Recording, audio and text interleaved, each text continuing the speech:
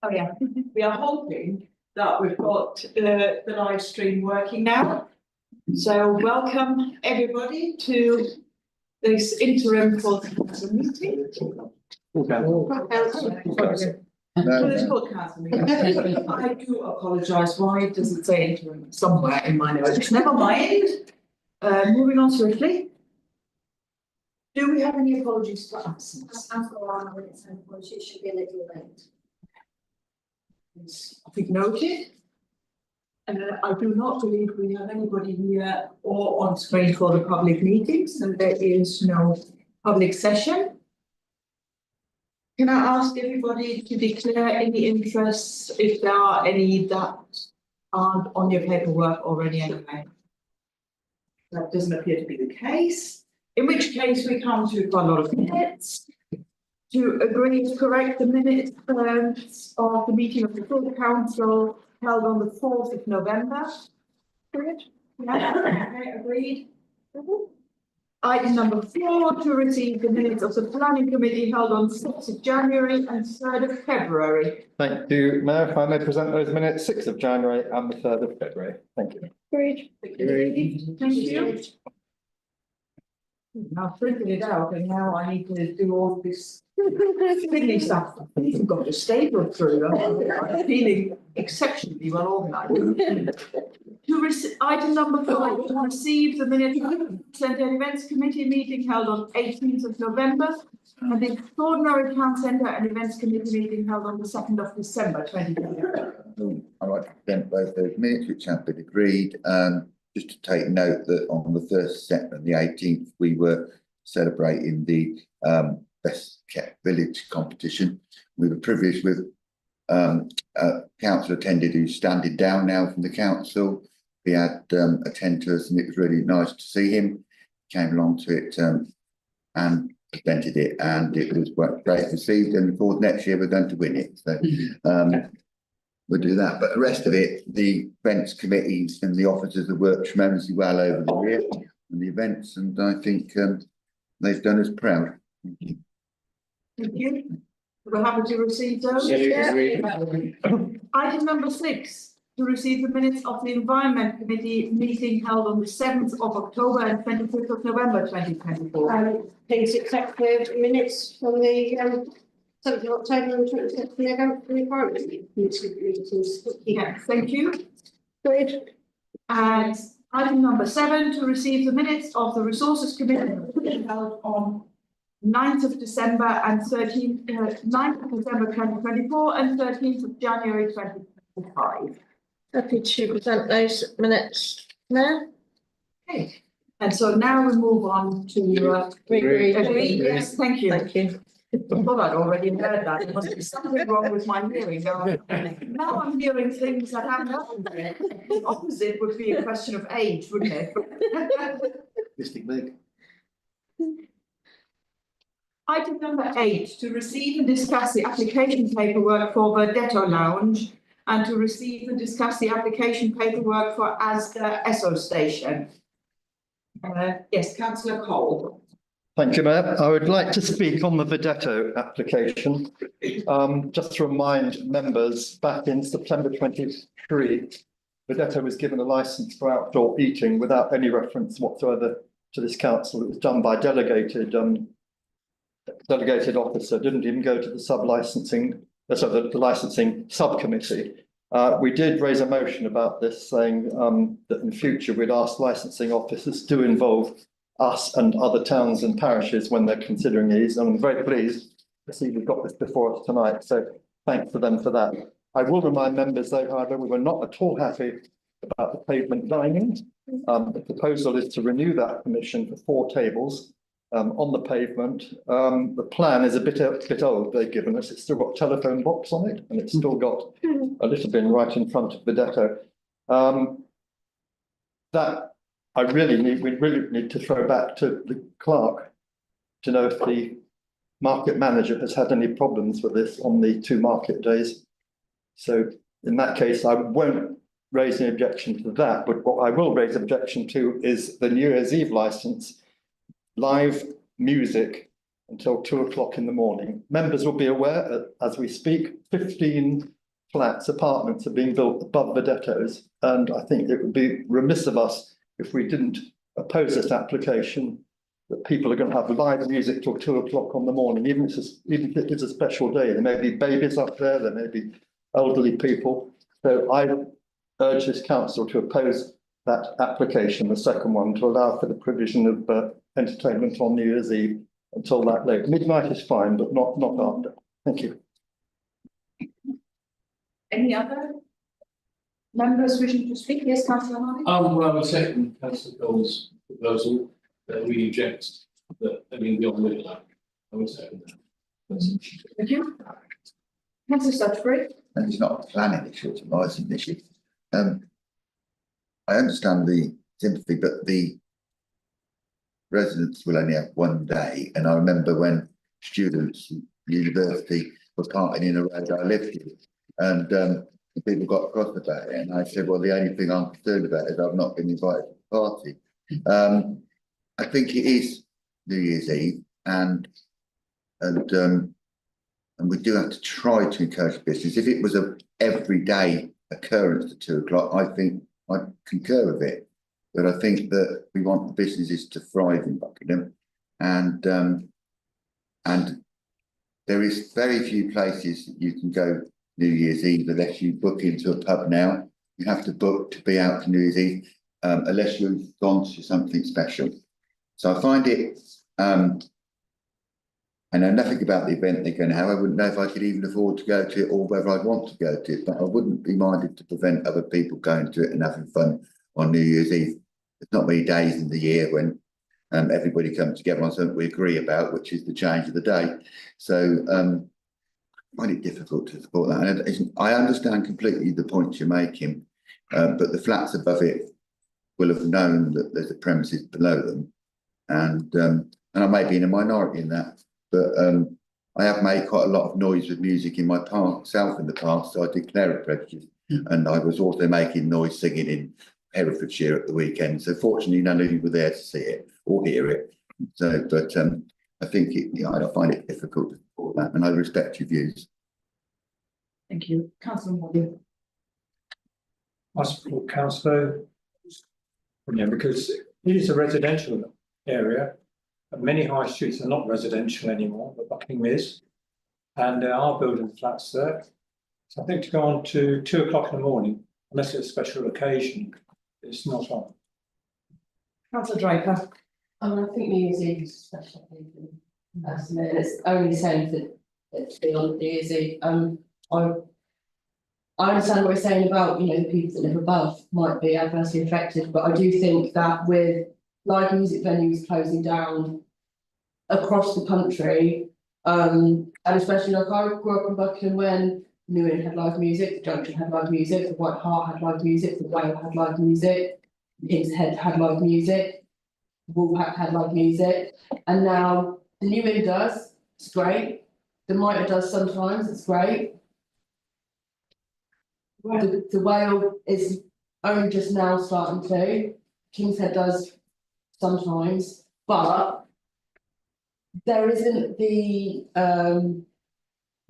Buckingham lost a lot of its life and its soul probably about 10 years ago. I'm not sure why that happened, but there isn't a nightlife anymore. And I think if people can get together on New Year's Eve, plus if you look at the antisocial behaviour side of things, we all know that when you get loads of people crammed into one space and then they all have to leave at midnight, that's when fights happen. That's when people argue over taxis, argue over kebabs, people get their drinks spilled, no one wants to leave. Whereas I worked at MK11, which is the Newton Kings, and we had a licence on New Year's Eve till 4 in the morning. And most people wanted to go home by about 12:30. They were done. They'd sing the big midnight and then they gradually all filtered out. And it was a lot less stressful than 12 o'clock, everyone out the door.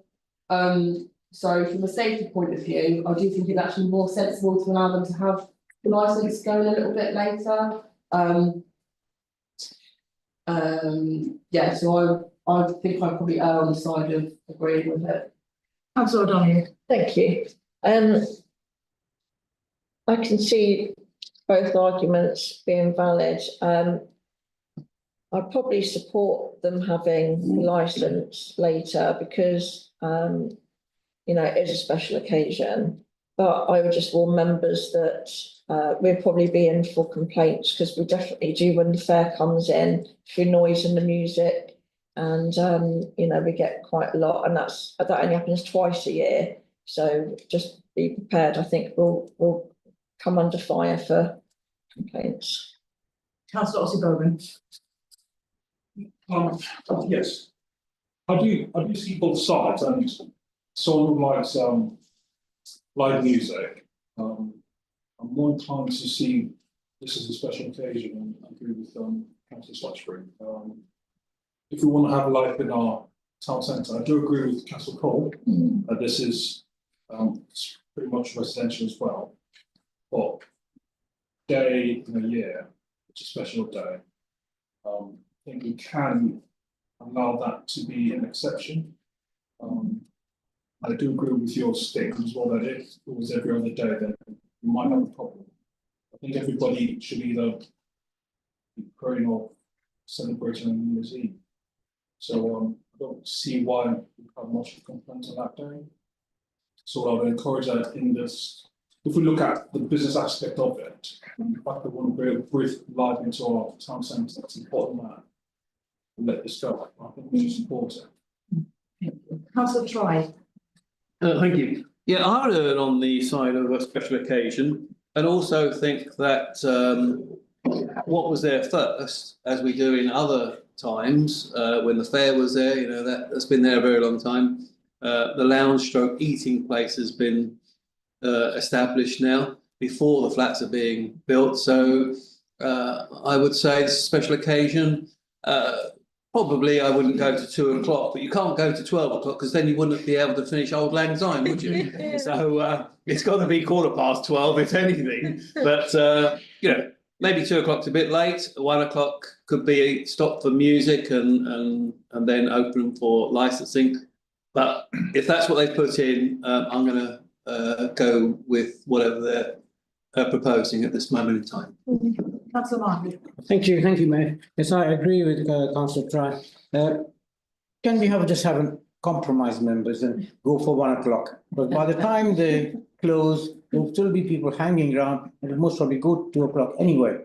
So I would say let's compromise for 1 o'clock, and the pubs close with people hanging around. So yeah, I think that's the best route out of this one. Thank you. Councillor Davies. Thank you, Mayor. Having run venues in town centres and been a licensee, I'm still a licensee. I know a little bit more possibly about the difficulties and constraints that come with such a thing. So whenever I was running town centre venues, we used to always try and get the licence till after we actually wanted to finish. Because the best time to finish a party is when the people are still partying. If you let it tail off, then people think, oh, that was a bit rubbish at the end. So if you say, if you license till 2, if it starts to look like it's tailing off at 1 o'clock, you can cut it off. If you've only got a license till 1 o'clock, then you don't have that option. But if people are still partying and enjoying themselves and behaving themselves, you've got the option of taking it till 2 o'clock. Then that's what you have the option of doing. Doesn't mean you have to, but it's a business decision to do so. So I would support the 2 o'clock licence because actually it's not that late on New Year's Eve. Thank you. Councillor Jane, thank you. Well, my memory of New Year's Eve is that there's a lot of noise going on anyway. Midnight and afterwards, the fireworks are going pop, and I can never get to sleep. And I listened to the wise words of Councillor Davies and Councillor Draper, who obviously are out enjoying themselves or working more to the point. And I would say, look, it's St Patrick's Day today. Can we just sort of lighten up a little? And I think this is a special occasion, and we should allow Buckingham just to sort of lift up its skirts and enjoy it. Councillor Ralph. My colleagues said something very similar to what I planned to say was, I think 2 o'clock's a bit late because we're not just talking about partying, we are talking about live music, and it's likely to permeate the whole building as current on. And I was going to suggest slightly more modest, go to 12:30 so everybody can do their little Old Lang Syne routines and be all happy, and then they can be gently turfed out in a fairly reasonable time. Councillor Cole has been trying to Thank you. get Yeah, back into it for. I'd just like to answer what Councillor Draper said. I'm not saying they shouldn't have an extended licence to them. I was talking about the live music. Many of us are aware when the fair is on, how you hear the music over the whole town. We can hear the music from Buckingham Rugby Club. It's the live music. It's that thumping. You can't actually hear the melodies, the music. All you hear is this thumping and you can't sleep. That's what I was against. It's the live music part of it. I'm quite happy to continue to be open till 2 o'clock. But if Councillor Harvey, who kindly seconded my proposal, is in agreement, I could modify my proposal to 1 o'clock, having listened to what everyone said. Thank you. Councillor Harvey, don't take. I would accept Yeah. that amendment, of course. Yeah, Councillor Davies. Sorry, I'm putting back in again here, and what I forgot to say was it would be helpful if we knew what time licences other premises in the town centre have currently got. And it used to be the case when I was running town centre meetings that 4 o'clock would be granted anyway in Reading by Reading Borough Council for everywhere, and if you and quite often it was a 24-hour licence. It certainly was on Millennium Night. Councillor Stutterbury. And having attended quite a few parties and venues and the like, generally people do start to leave when the families go off at different times. As to the fair, which has been mentioned, the fair generally towers down at 10, 11 o'clock latest. It isn't up to me, and it is on the year. And I listened to Lucy's Draper's words about live music. There is no live music in this country anymore. It's been closed down for the economics of venues. If they're not saying they're going to do live music every week, they're saying they're going to do it on New Year's Eve. I think the establishment wants to keep a good reputation, and I can't imagine that everyone's going to be wanting to, if they've been there all evening, to be there at 2 o'clock in the morning. Buckingham just isn't that sort of town. 12:30 means that we would just basically all be rushing out the door straight afterwards, meeting the people who outside who would be at the kebab, and then everyone's crowded in the street. When we originally looked at live music in the town centre, we deliberately ended at 10 o'clock because people from our event are not meeting people coming out of the pubs so that they can go away safely without meeting people coming out of the pubs. There's all this consideration. The other thing you have to consider is when this goes down to licensing in Buckinghamshire, they will look at this against knowledge of what's taking place across Buckinghamshire and in Buckingham. And we are in a community where we're blessed that we don't have loads of disorder in it. We have odd occasions, but loads of disorder, no.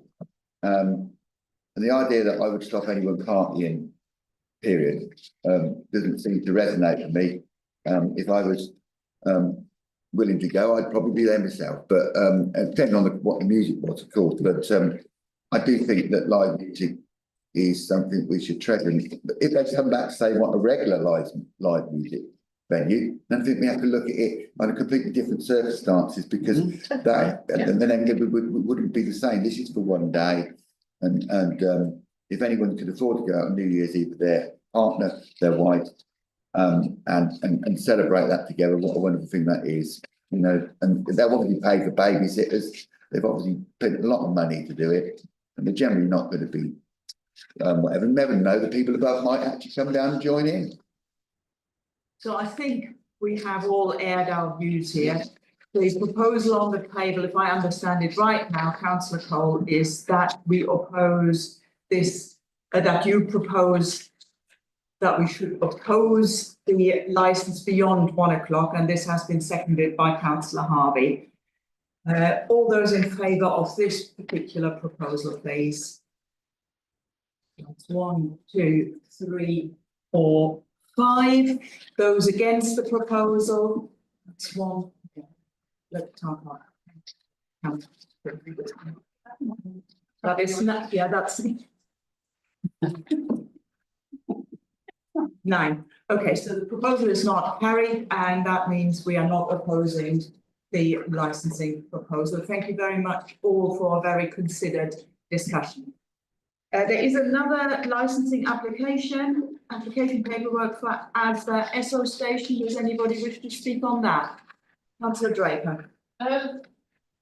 Yeah, so I'm sort of in two minds about it, because there isn't anywhere in Buckingham that sells alcohol 24 hours, and there never has been anywhere really to sell alcohol 24 hours except Merco Garage Alcohol Steam's Hangar, which meant that when we were younger, we'd always have to get a taxi over to Steam's Hangar to buy alcohol, or occasionally, you know, people were known to drive, which is not a safe thing for them to do.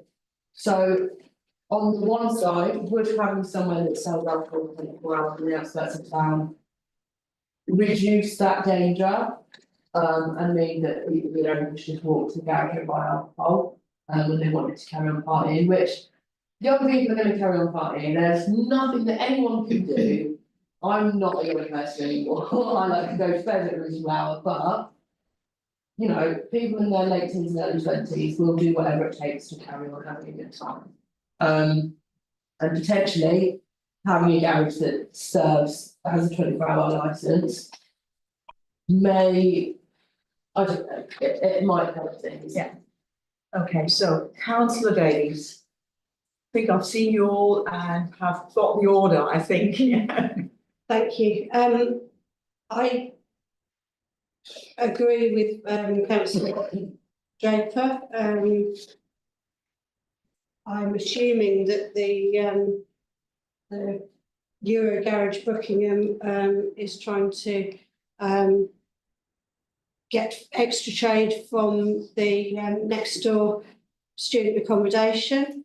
If students want to go out and buy food and booze, and they've got the munchies in the middle of the night, they're going to find somewhere to do it. So I would support this actually. Thank you.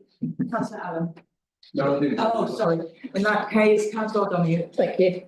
Yeah, I've got no problem with this licence. I know that we've proposed other petrol stations in the past, but that's because there have been lots of residential places around them. And apart from the hotel, which, as Councillor Davies has said, it's uni students now. I've got no problem that anybody's going to be disturbed or anything, so I'm quite happy with that. No, I think I've seen everybody. Councillor Gaten. Yeah, I just had a bit of concern about the possibility of people drinking and driving. But I do take the point, I hadn't really thought about the student accommodation next door, so that does give it a slightly different edge. But I guess that the petrol station has no obligation to stop people drinking and driving, but it could just encourage that. That would be my only concern. Yeah, that was such great. The balance of it, they obviously realise that they have a lot of. I do go in there and fill it with petrol late at night, and if I've been anywhere and you can do it, and you do see students in and out of the shop doing their shopping, and it is somewhere where if you got a child, you can go in there and you see mums coming in to buy stuff that they need. The alcohol licence, I think that we should ask that, and I don't know whether they can do this these days, but we should ask them that it is not it is on a temporary basis, so that we can assess whether it was workable and not granted to it at a period of observation. What you have to realise is people opposite in the estate will probably feel that there's you know, they may like to go across and buy alcohol, but they may feel it attracts people up there in the town centre because it's the only place they can get alcohol 24 hours a day. So if it is agreed, maybe we should think that, ask the question that it should be on a temporary basis and reviewed against the actualities. Because what we can't do is they grant a full licence and then it's not overseen properly, then you've got a situation into breaches, what happens then? Police matter. Yeah, a police matter, and then they'll raise their own objections. So I see both sides of it. I am up late at night, it's the way I am. So I see people moving about late at night, and this is different to the what New Year's Eve. This would be on a 2024. So I don't recall, and perhaps through Anthony or others, when we discussed Yeso Town Centre with a 24-hour licence. I'd be interested to know what our views were on that, because what we have to be is consistent in our approach. Because if we grant this, I think maybe they'd say, well, we have the right to do it afterwards. So I think we have to be very considered about this. I understand the students and the need of the students, but you can always go out shopping at 11:45 and purchase stuff in advance. So I think this is one where I think we perhaps should tread a little bit careful because of past precedents, and I'd be interested to know what Anthony could tell me if you can remember what happened with the Esso garage. BP, sorry. We said no because it's I'll residential. let you think a little bit about this, Councillor Ralph. Get Councillor Try and work like very exciting. Yeah, I can't believe we're sort of discussing this really, because it's the thin edge end of the wedge for me, really. When this was built, I believe the police weren't asked, and afterwards they said that it was sort of built the wrong way round, so because nobody can actually see it from the road, and there was, that was a bit of an issue. If anybody wants to drink, then they should plan for it without thinking about, oh, I can now go out. If I want a pint of milk at 4:10 on a Sunday, you can't go to the main supermarkets, you go to one of the smaller places to get it. And I don't think we should have this. We don't have it anywhere else in town. So this is Buckingham. I think we should not sell alcohol all that time and just have the recognised opening hours for it. So I'm against it, I'm afraid. Okay, thank you, Councillor Harvey. I'm interested in the town clerk's view on this. I've just read through the application. I think it's saying that they want to be able to sell alcohol up until midnight, and then beyond midnight up to 5 o'clock they will be able to just sell non-alcoholics. I don't think they're asking for alcohol. Sales 24 hours a day. Okay, all right. Not great. The application is not very clear. That's just the general objectives. They're aiming to not. So. Okay, well, in which case I would absolutely fund those. I don't think it's wise. Generally, I think it's wise that petrol stations sell alcohol as well. Exactly. We don't have them selling alcohol. You want alcohol, you can go to a shop or a lot license or whatever. If you're driving somewhere, I don't think it's a good idea. I mean, I know that about the sale. I did what's one alcohol policy for Oxford about 40 years ago, and that was one of our major points: no alcohol licenses in filling stations. So I think we've got to say no to this. This is not a good idea, and I appreciate that some people might decide at 12 or whatever that they want to get a couple of beers. Well, we should plan for that, and I don't think we should be encouraging it at all. Alcohol, generally speaking, is not really very good. I should go in interest. I just want 5 days of 5 days of antibiotics. I'm currently more sober than I usually am. I don't think that's an introspection. But I don't think it's a good idea. Councillor Ossie-Bogan. Yes, I would agree with Councillor Trent. I think when we started the whole application, first thing we talked about how there was this online social behaviour in town, and there's reason for that, because we don't sell alcohol till very late. And if we extend it to one of the stations, like to the South Council whilst people's application is reviewed, that creates a slippery slope. There's a reason why we expose that because of the residents. Yeah. You have residents just opposite there, so as well. So I can't see how we can justify even extending it beyond the time that the BP also has theirs. So, and with regards to being able to party with all the students, and I know that if you're going to drink, it's best you plan ahead. That's why I agree with as a try. Once you have your drinks, then you go to bed. But if you're going out and 12 minutes 5 drinks, then that's trouble. 100%. It's trouble for any students are. So I want to put in that as well. That's the game on your so having been rather open-minded about the New Year's Eve party and scene, I'm actually a bit more puritanical on this one, and I think I'm going to support proposing the 24 hours. But actually, simply to comment that am I right in thinking that other groups have come to town, like McDonald's, are going to be open 24 hours and they've not got the customers. And likewise, Tesco's was open 24 hours, and for a while it was quite fun going there and watching other people in their pyjamas going around at 3 o'clock in the morning. But it didn't last. So I suspect there won't even be the demand for this oddly enough. But I would oppose. Councillor Allen. I oppose it itself, mainly because I think high amount of people going there will be tempted to drive. And equally, people going there, if they're going up 1 o'clock in the morning, may be drinking up to 1 o'clock in the morning and may not be in a good state anywhere. And I'm just worried about the antisocial behaviour. Also worried about things like litter and noise. So on this occasion, while I do support the 2 o'clock license, but I don't support this. Thank you. I think we have probably, okay, I'll take Councillor Davies and Councillor Stutchbury again. I think it was in this order. And I think we need to have a proposal. So under I think it was the 1964 Licensing Act, it precluded petrol filling stations and motorway service stations from having an alcohol licence. That changed in the 90s, I believe, with I think there was a Wetherspoons opened on the M25, and since then licences have been granted, and a lot of them are 24 hours.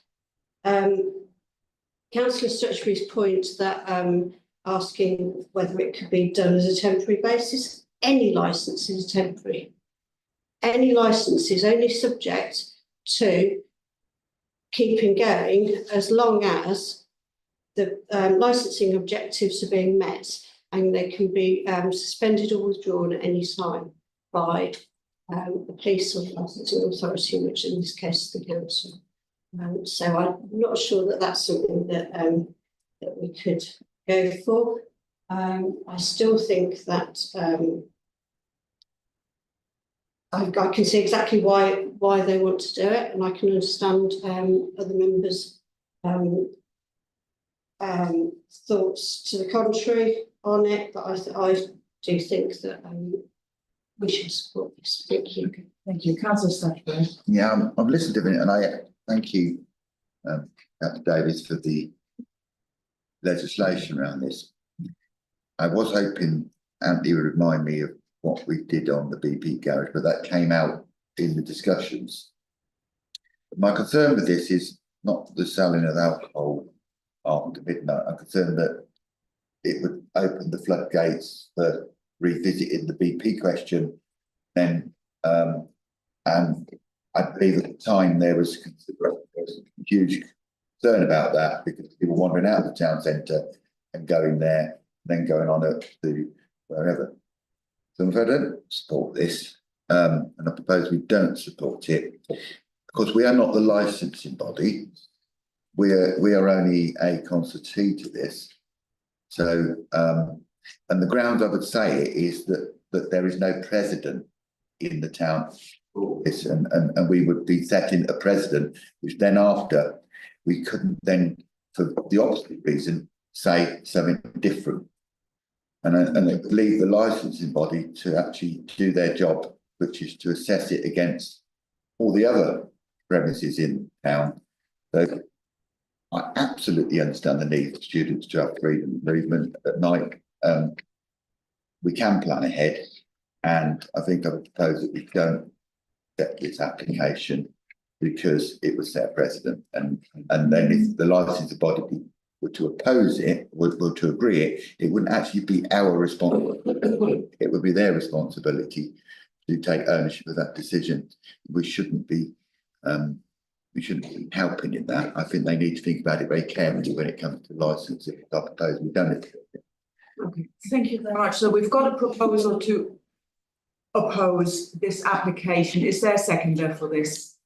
Okay, seconded by Councillor Allen. I'm going to take this to the vote now. All those in favour of the proposal to oppose?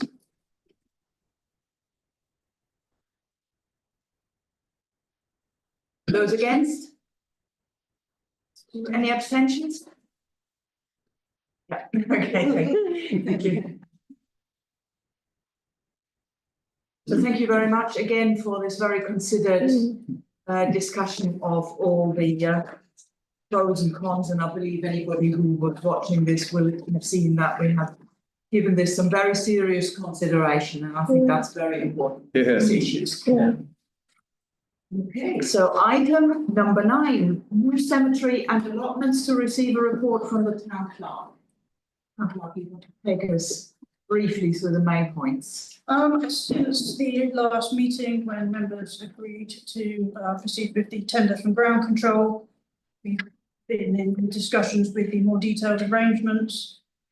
That's basically been a lot of work that's been done by our independent quantity surveyor who's working for us. The quantity surveyor has negotiated with ground control a forecast payment schedule.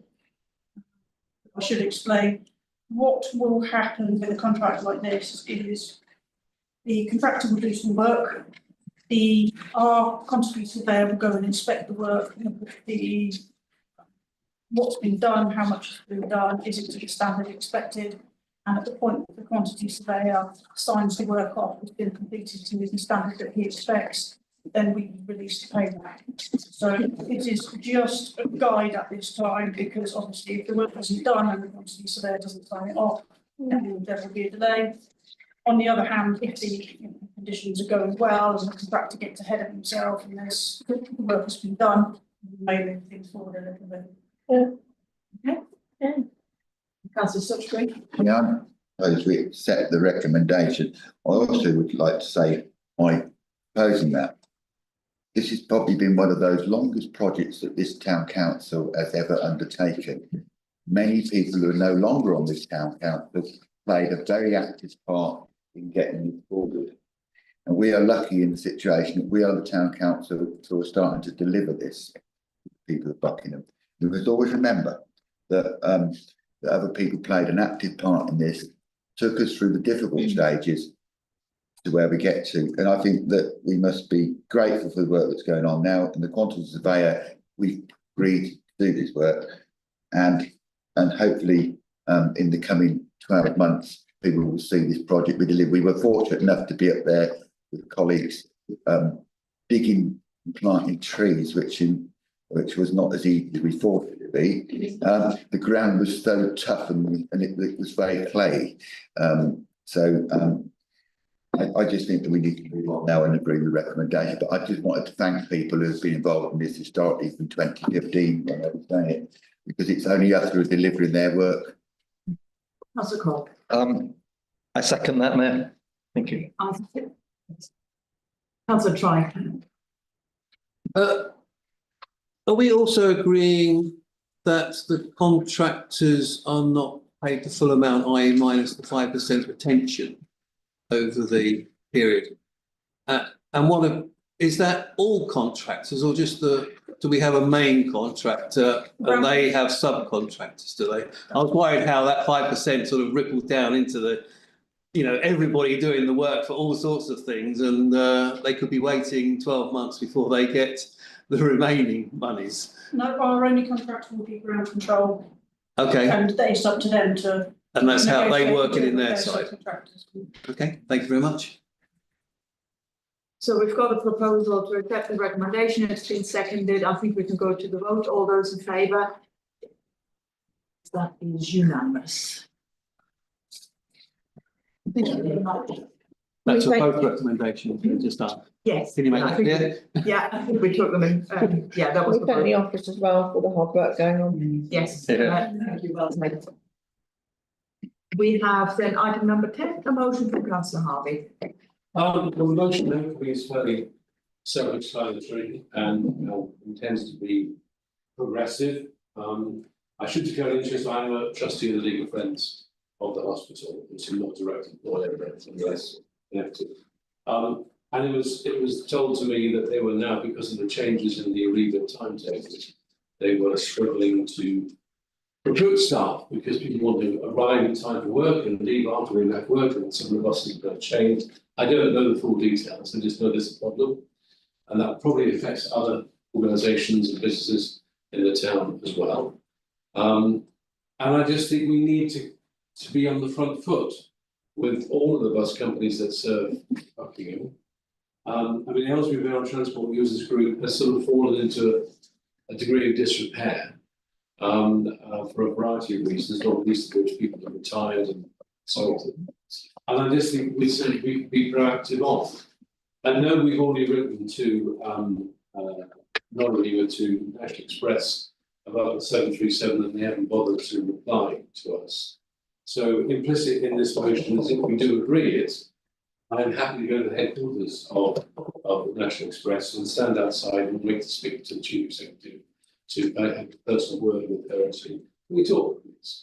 She is on my LinkedIn list, but she hasn't replied to a message since a few weeks ago. I'm sure she's a very busy person from an organisation of both sides. But I think it's worthwhile us, where we can, talking with all three bus companies to encourage, as we just been discussing tonight, the nighttime economy. I mean, it's crazy for me that I can get back from Oxford, I used to do a show in Oxford and get the bus at 10:30, but I can't do the same in Milton Keynes. I mean, that just seems bonkers to me. Why on earth is there a bus back from Milton Keynes back towards Buckingham and on to Aylesbury? I mean, surely that'd be in Milton Keynes' interest to be able to provide such a thing. So I just think we need to open a dialogue, either together or separately, and maybe even back to my old crusty old idea of the X444, which is the fast coach service from Northampton down to the M40 to facilitate north-south travel in the county, as well as east-west travel that we have with the X5. I just think it's something we can be proactive on. I appreciate, as always, that there are pressures on town council staff to do lots and lots of things, and here I am trying to propose something else. But I think this is really important. It's really important to a lot of people. Public transport is really, really important, and I'm hoping that we can be, the crest of the wave of this and actually get it sorted a bit better for local people. Thank you. Councillor Draper. Yeah, I'd like to second councillor Harvey's motion. I think if it is kind of within our remit as a council, then we should be advocating for our community to be able to get not only two places in Milton Keynes, but back again.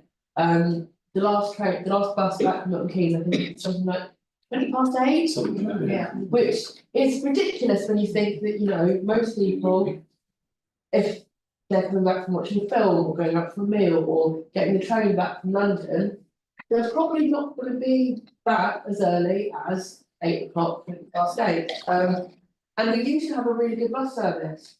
We used to have several good bus services. The fact that, as Councillor Harvey said, if you can get back from Oxford quite late on the X5, yet the X5 that comes from the opposite direction stops hours, at least 2-3 hours earlier. It doesn't make sense, and I think it would be prudent of us to make a point about this now, rather than waiting until bus services are cut, and Buckingham becomes more and more isolated. Thank you. Councillor Ahmed, since you haven't had a chance to speak.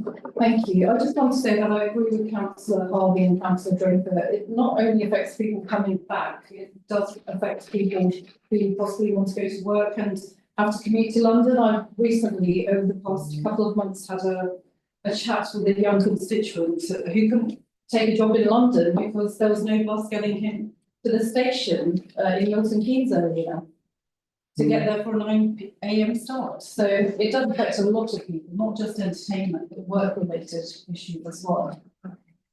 Councillor O'Donoghue. Thank you. Yeah, it's a big complaint from a lot of young people, especially if they're able to get a job in the MK shopping centre and they're not able to get home after a certain time, which means parents have to go and pick them up if they're not able to drive themselves. So it's always been a massive issue. So it'd be good to get behind this again. Councillor Wright. Thank you. I wholeheartedly support this motion. I think we've had many last straws from the same donkey that must have a really broken back now. And yes, it may not have posteriors on seats the minute it is corrected, whenever that comes along, because it takes a little while. There's a drag for people to get used to it and understand that this is now happening, because they've had to make other sacrifices or alternative arrangements to get to do whatever they're doing. But it is solely needed in such a place as Buckingham, which has darkness all the way around it. So we do need public transport in and out at all those times, and those times need to be a joined up timetable with the major things that are happening outside that they need to get to, either for work or for pleasure. Okay, so I'm going to make an executive decision here. I think we have heard from quite a lot of people now. I think we have all spoken extensively on this. I think we can take this to the vote, because I'm not hearing any other views. Not allowed to speak, I can't really vote. I've ever heard it. I wanted to actually mention some points in it, which are very important in the motion. There's decision, the chairman, it's fine, we can come up to. I think it's applicable to speaking. It's not vote for it. We're going to a vote, please. All those in favour of the motion, please. Against? Abstentions? Thank you.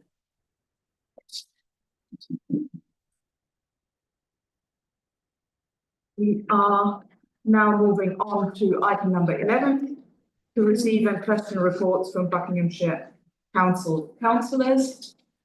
I will take them, I think, in order of who's been on the council longest. So I think that's Councillor Moore to start with. Oh, that's correct. No, I'm not saying it's. Okay, Councillor Suchbury. Yeah, I think that, yes, one of the things you learn being a councillor for a very long time is to look widely and openly. As with the preceding motion, there was an important motion there, but we needed to realise who our partners was in that. And if you're a Buckinghamshire council, you'll have to look wider. We should have considered the fact that Milton Keynes have a game to play in this as well. That's what I wanted to say. And as for Buckinghamshire Council, you will have realised that Buckinghamshire Council has recently agreed in its change its constitution, which may interest two of our members who have worked tirelessly on the local neighbourhood plan, which means that documents won't automatically be available to see and won't be available to revisit. I am aware that the opposition are trying to put through an amendment to hold it up to discuss it again, but what it basically means is that planning documents will no longer be there to see. Parish councils won't necessarily be able to have them. Statements about those things won't be freely available. Now, the council said that their decision is legal. It's also said that it can do this, and I think it's GDPR rules, and that's why they're doing it. But planning works by consent. It works by residents being fully informed. It works by them being fully engaged. The parishes and town councils up and down Buckinghamshire aren't fully engaged and aren't able to see the comments made by their constituents, and they won't stay on the website. That's going to make it very difficult. Now, it's clearly stated in the agenda of the last council meeting, and the amendment has gone in, which is basically to ask them to hold it again, and it's from the opposition side to actually hold it again, to look at it again, take it to Future Growth and Infrastructure Committee. That's working its way through Democratic Services. We all are interested, whether we're pro, anti, or whatever, in planning. And I think this council showed that with the diligent work of our committees on the neighbourhood plan.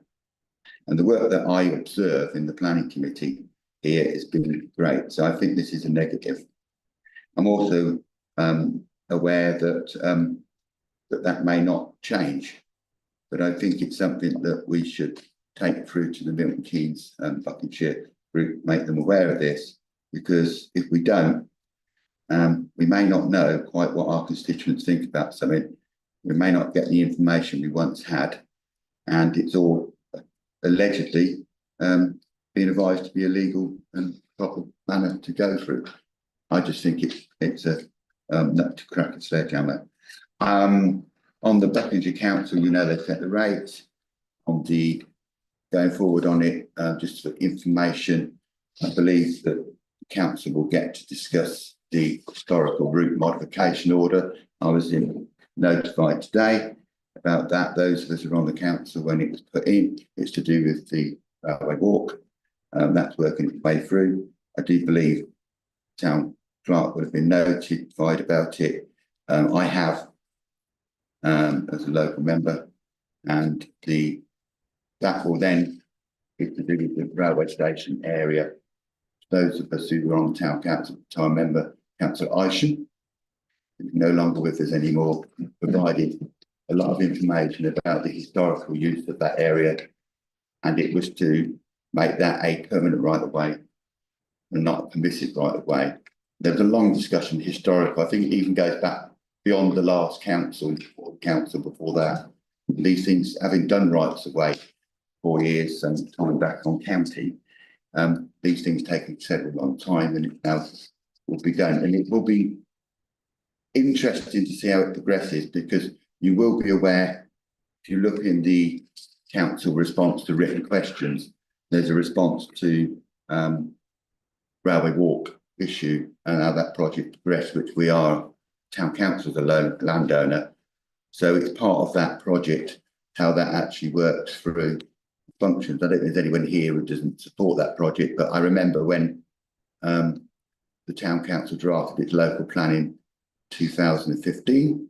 It was the town council who put the railway walk into the Section 106 agreement to try and get compatibility between Osier Way, and not Osier Way, I mean St Rumbold's, the new development being proposed, and to the secondary schools and to the town centre, to try and lower the carbon footprint and relieve the traffic on the Shandos Road. So this will all work through. I believe the standard process, from my knowledge of these things in the past, is that it will probably play itself out in the new council for the summer. As the town council were originally part of it, they will be a part to play. But we'd agreed, I believe, that we supported it, or the town council agreed they supported it. But that is there, and it will be interesting to see how it progresses. If Derek was here today, I'm sure Derek would tell us quite a lot about it. Wish he was here to tell us about it, but I think that's enough for me. But they are issues that I think members I know of, and I think you may be interested in. Thank you. Councillor Bowden? Yes, thank you very much. I think mine, what we'll just focus on, right on what Councillor Stockton just talked about with regards to residents' engagement in planning decisions. I'm sure we're all aware about the increase in the housing targets for Buckinghamshire as a whole. What I understand, the new bill that's being passed now, the infrastructure bill, that is going to take away comments from residents, parish councils and town councils as well. Very minimal weight, and none at all to local plans. I think that's something that this council needs to look at and refer to committee, which I think Councillor Cole and Councillor off the chair, look at the impact of this new bill on not only our ability to our residents comment, but also our ability to improve on whatever applications are brought by developers. If this goes ahead as is, I think the whole essence of residents engagement, the parish council's engagement on buildings over 100 houses, and that's the minimum. If it's over 100 houses, then we won't be able to comment or contribute to that development. So I think it's quite important.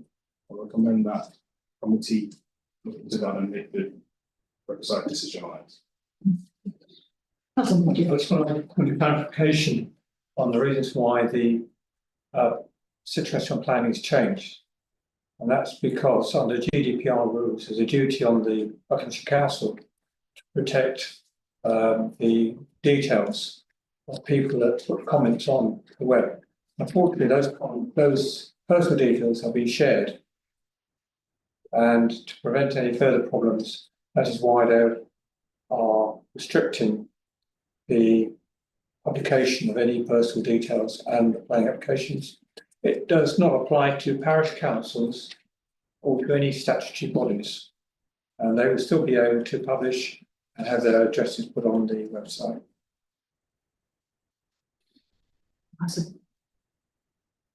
I think that, yeah, if you have a question, I've please do. just got a question about that because I think Councillor Howard Mordew has just contradicted what Councillor Buckingham was saying about, I'm a bit confused now as to why the,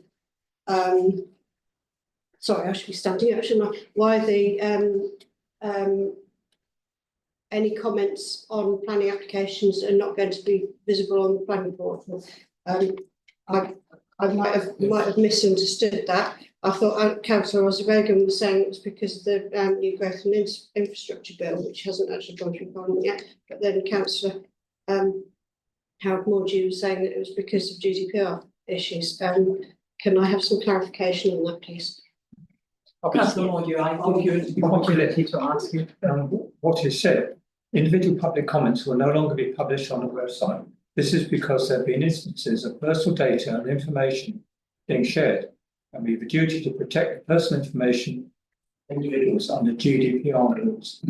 People will still be able to put forward their views on any planning application they're eligible to comment on. These views will be fully considered when determining the application, as has always been the case. Representation of statutory consultees such as highways, towns and parish councils and the Environment Agency will continue to be published on the council website for public access, subject to GDPR. Is that clear? I believe that's certainly what I remember having read. We have a question from Councillor Harvey. Yeah, I was going to say, I think we need some apolitical clarification of this. Perhaps I can ask you the town clerk to just clarify that with the Shire Council, so that the planning committee, when it meets next, will be able to understand that completely. Because obviously, as a planning committee, we are always guided, of course we're guided, by the reactions of neighbours to various planning applications. And if we're not able to see those comments, then that's going to handicap our ability to come to a view. Not that we are dependent upon those views, but we have our own views, of course, as well. But we want to see the views of neighbours. Why wouldn't we want to do that? I think there is a much bigger issue about what role parish and town council is going to have in the whole planning system. You wait to see the detail. The devil, I'm sure, will be in it of any legislation around planning and the drive for growth, etc. But I think for the moment, I would propose that we ask the town clerk to get a clarity on this from the planning officers, chief planning officer, whatever, of the Shire Council. That is not laden as it currently is, and I'm not going to get involved in this debate between opposition members and non-opposition, and that's what I would ask for. I would suggest if I can ask a few questions, we do have some information anyway, and I'll send around in last note to all members. But I would say that the next planning meeting is the appropriate time to be having this debate and period occurred, something that is obviously quite a political and controversial topic. Yeah, it is subject to a call-in at the moment, so we shall have to see the outcome of that. And I think Councillor Harvey is right, and the town clerk is also right, that this has the potential to become a proxy debate on Buckinghamshire Council. I'm quite keen for it not to happen. So I think unless, I think we've heard enough about it, we will get the clarity on it. Just one I was just going to say, I just was confused because there was two different. Yeah, okay, yeah, I understood that, yes. I mentioned it, I think what Councillor Artie Bogan was talking about was the proposal in the legislation for growth, which hasn't been passed. Now, what we have to be careful of is that we talk about proposals that haven't been passed. It's got to go through Parliament, it's got to go through all its stages. What I remember on that issue, that Councillor Mark Cole put a motion to this council, and it was discussed that when we'd gone through the process, this town council would then make its comment on the findings of all that. And Councillor Mark Cole wanted to, at the time when he put that, to do that. So we shouldn't say things that are happening that haven't been agreed. Parliament's what Parliament is. But on the matter of the Madam Mayor says about the call-in, that is running its way through. All these things will play out in the new council, and the government's white paper and proposals will play out in the white council. And I think it's perfectly reasonable for this council to take a view contrary to the government if they believe it to be contrary. I think that's a very reasonable thing to do. So I don't think we can actually say what the government's doing, because quite frankly, if we're going to do that, I think we should consult the Secretary of State and ask him personally. I don't think Buckinghamshire Council can speak for the government, and I think so. So I think on the planning issue, which John referred to, I think it's perfectly logical for the town clerk to get a thing, but I don't think we should be asking Buckinghamshire Council to comment on what the government's doing. There's other people to do that. Yeah, thank you.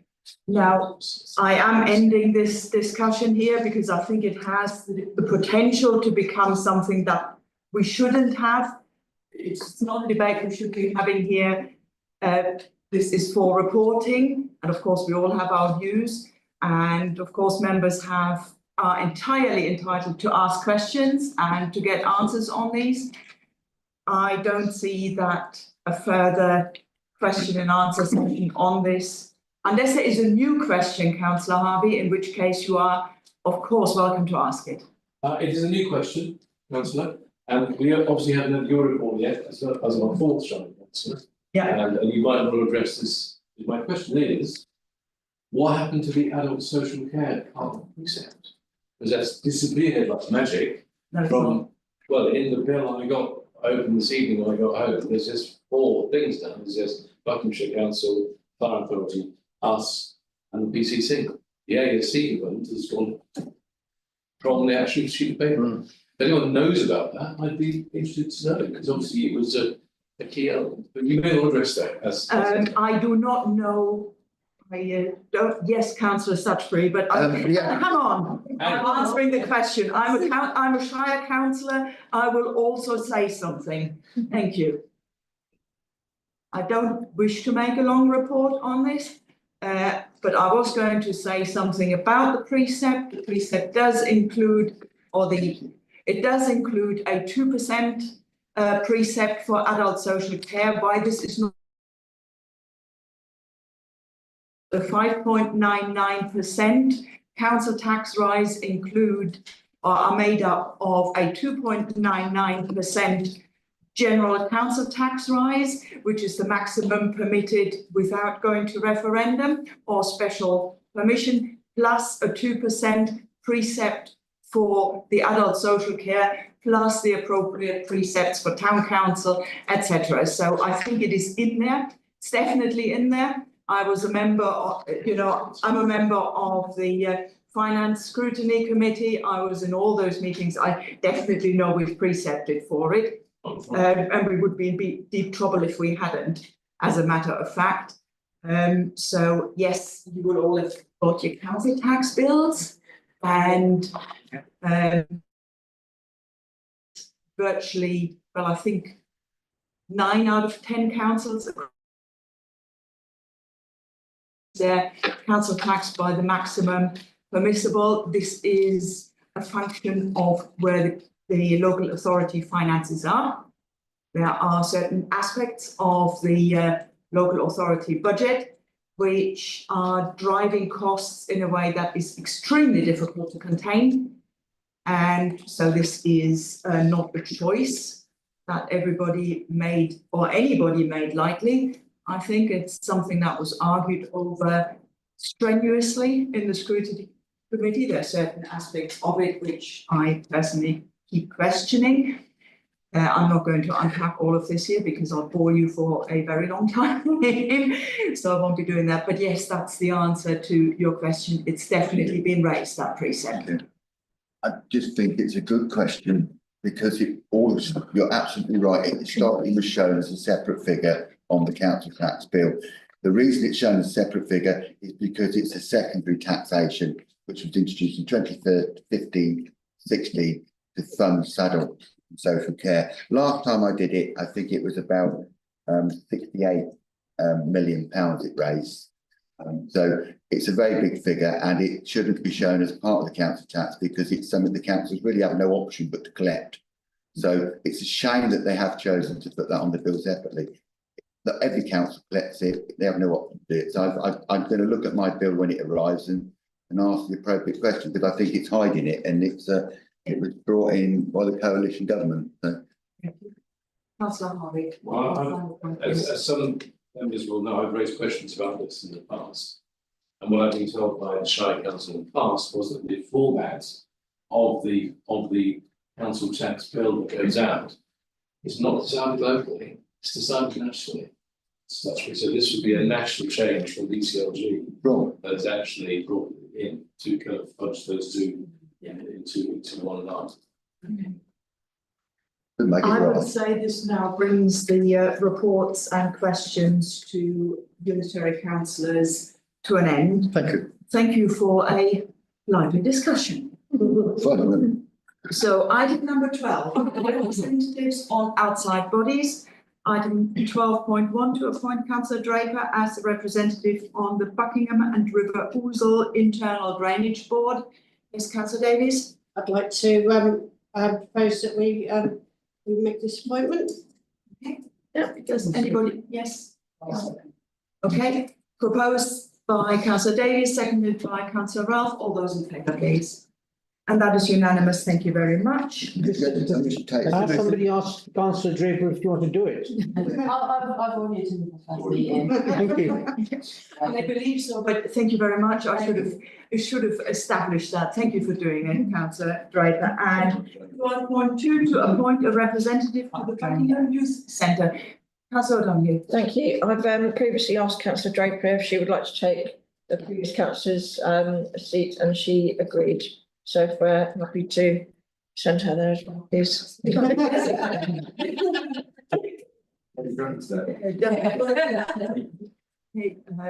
nobody else raises their hand, I'm happy to second that. Send her there, And if she's happy to do it, she's still smiling. She might not in a year's time if this becomes busy. All those in favour, please. And again, that is unanimous. Thank you very much. Thank you, Lucy. Okay, item number 14, to note that there have been no new updates to the Climate Emergency Action Plan. Is that note? We happy to note this? Okay. Yeah, okay. And then item number 15, to review and discuss the action report.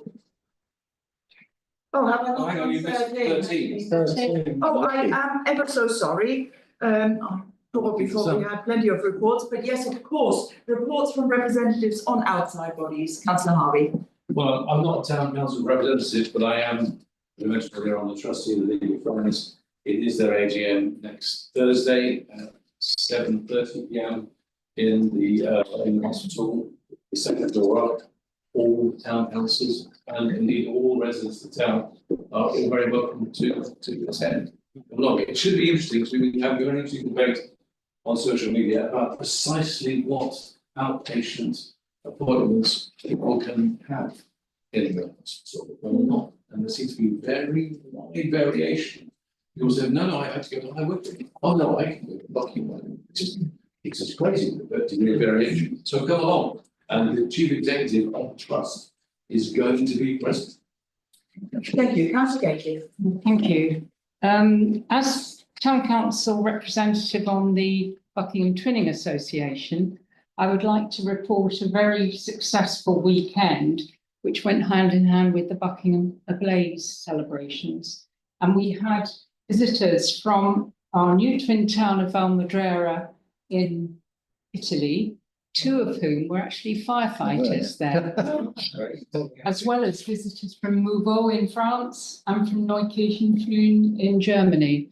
And it meshed the two events went hand in hand and worked brilliantly. Yeah. Excellent. Yeah, I did go to that event at the fire station, and as soon as those firefighters from Valmadrera started talking to some of the firefighters in Buckingham, they were not seen again. They disappeared into technical stuff.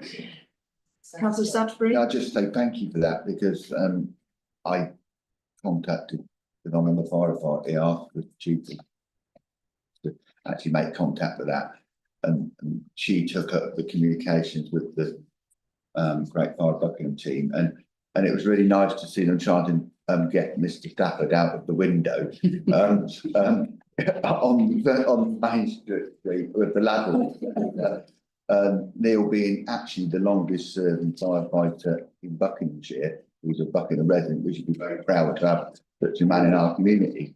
And I did meet the Italian firefighters, and I think they were watching with great pleasure the ladder go up to the window, and I think it was a good weekend, and that's it. I thought it was tremendously fun watching that.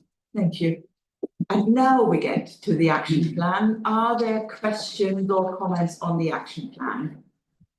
Or on the action report? No. No? And now I have lost my point somewhere. Oh, the action list, that's what it's called. Yes, Councillor Harvey. I've got one or two actually, but the one that I want to highlight is that now that planning permission has been finally granted for the new health centre, and we believe that money has been found for it to be built. Subject hope. I mean, our local MP did confirm that the demise of NHS England would not affect that, so it is still going ahead. I'm wondering if now it might be the right time to get people together to talk about the future of healthcare in the town, because there's lots of issues. I've raised a few minutes ago. Lots of questions, and I think if we were to host a meeting, bring together members of, well, all the bodies involved in healthcare, health and social care in the town, I think that would be a very useful meeting to invite residents to. So I'm just nudging that back up the agenda, if I may.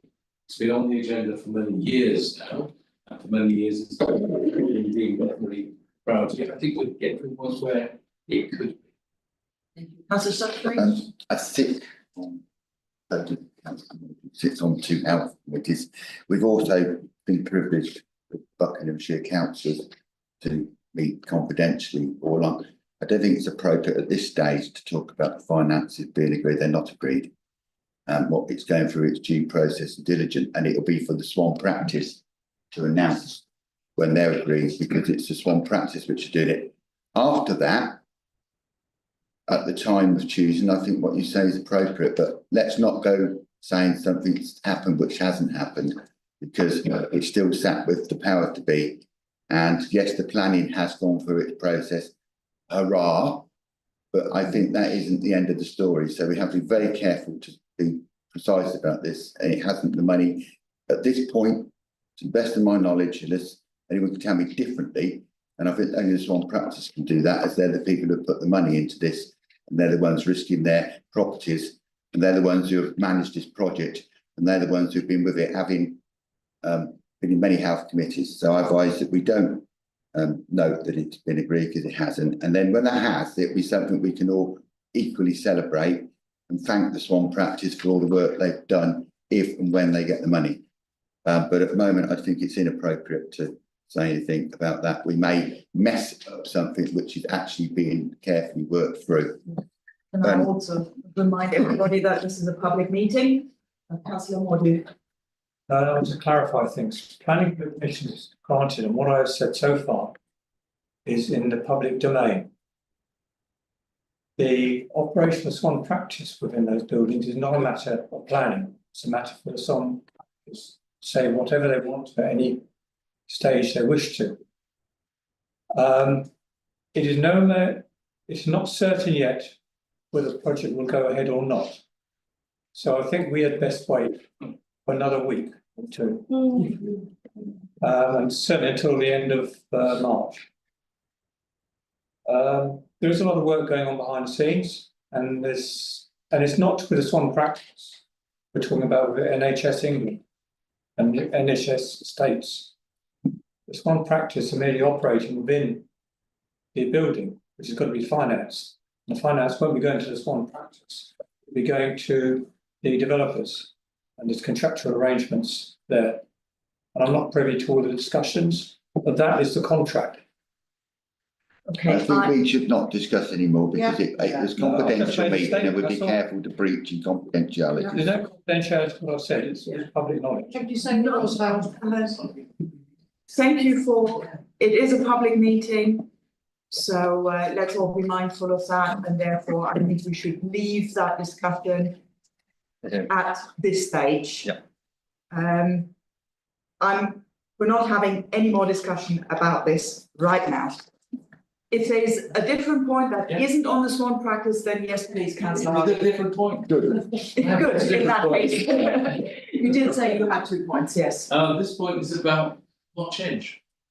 And I note on the action list that there was a motion that the town council passed to explore the option of March Edge becoming some sort of common ground, however that's described. Did we, as a town council, ever write to the Shire Council? Did Howard Mordew, Councillor Howard Mordew, write to the Shire Council? What exactly has happened in recent weeks about that, and where's it all going? Really, I'm just a bit curious as to what initiative was taken by whom after we did pass a motion. I think, as described in the action list, in favour, but the town clerk will have some views on that, sure. I can say from our point of view, we certainly wrote to them, letter forward. They want, obviously, evidence needs to be gathered. And then I would suggest that Councillor Mordew has taken some actions independently, but we wrote the letter as requested and it did go through. Okay. Okay, thank you. What was the date of that? Some months ago. I did report back on the reply to your previous council. We had a discussion on it. Through I do believe that what happened then was, I believe Councillor Frank Davis went on a training session to do with open space and legislating, and it's a lot more complicated than we first think because of owners of land and whatever. I think it would be worth visiting this in the council, and please may I ask that you do a follow-up to ask the officers of Buckingham Council if they haven't responded. Well, they are. I could write a letter tomorrow and say that I've written a letter to anybody. I could do that. Every member of the council can do that. What we did do is take a town council decision to do something, and I think that's an important decision. And you took that as the town clerk and handled it. So I think where we are with it is with the council decision. As I said, I wrote the letter and I reported back to the previous council. I think around about October, November, the response that I had. Yes, I remember that quite clearly, and as far as I recall, the response was that we needed to do all the paperwork. They were certainly not going to do that. That roughly was it, but it will have been minuted. We were advised that evidence needed to be produced. Okay, Councillor Mordew. I thought it actually held under confidential item on registering the land because you've got legal advice from Winchester Council. It's on the action list. I know, I found that very strange. The But legal advice was, but that's Yeah. what we're discussing now, the response that I had from. Yeah. Any individual can register any piece of land as open space or common land. And because of the problems encountered by Buckingham Council, I decided to do it. I've had the affidavit duly sworn. And I've got the witness statements which have been submitted to Buckinghamshire Council. And I'm just here, waiting to hear back. And that's all. Thank you. Councillor Donahue? Thank you. It's green opposite Andy's, isn't it? Yeah. Because you've got, as residents, you got that form round, didn't you? Asking various questions, so. Yeah, that's what I submitted. Yeah, that's that one. Okay, thanks. Okay. Thank you. That, at least lets us know what actions have been taken. Are there any more questions, comments, queries relating to the action list? No, in that case, item number 16 is mayoral and deputy mayor's engagements. There are in fact a few missing that I did, they will be added to the next list. Noted. So, thank you. Just one thing, we'll move off the action list. On the 9th of December, we wrote to Buckinghamshire. I think we moved on to item 16. Oh, I just, yeah, it only just came off the bottom of the screen. Yeah, but feel free to raise it through a, you can always ask a question of the officers, i.e. ping me an email and then we can, and if you feel it still needs raising at the next council meeting, you can obviously do that. Definitely. Yeah. Okay, and then we have chair's announcements. Firstly, I would like to say thank everybody involved with Buckingham Ablaze. It's been an absolutely fantastic set of events and almost everybody, most people on this council got involved in one way or another at some point. And of course, the organising committee have done an absolutely fantastic job. I had, and no doubt you had as well, if you were there, I had several people stop me on Saturday afternoon saying what a wonderful event it was and how lovely it had all been. So I think we can all be extremely pleased with that. I can also, since we talked about twinning, I have here the signed agreement from Valmadrera, which I signed as mayor in January on the visit there. They've just brought us the paperwork back, which I haven't opened this yet, probably includes some sort of, some stamps and counter signatures from prefectures or whatever. And they've also sent us this. Excellent. Nice. Whatever it is, a banner, a pennant. And I shall pass these on to either the town clerk or the committee clerk to store safely with where we store other twinning paraphernalia. Yes, Councillor Salisbury. Sorry to ask you, but what is a pen? That's a pen, a little flag. That's what that is. That's a pen. Yeah, but that's a banner, yeah. Okay, fine, whatever it is. So I was just thinking I need clarification of that because I didn't know we were that very naval. Okay, and item number 18, the dates of the next meetings, the next interim council is on Monday, the 14th of April.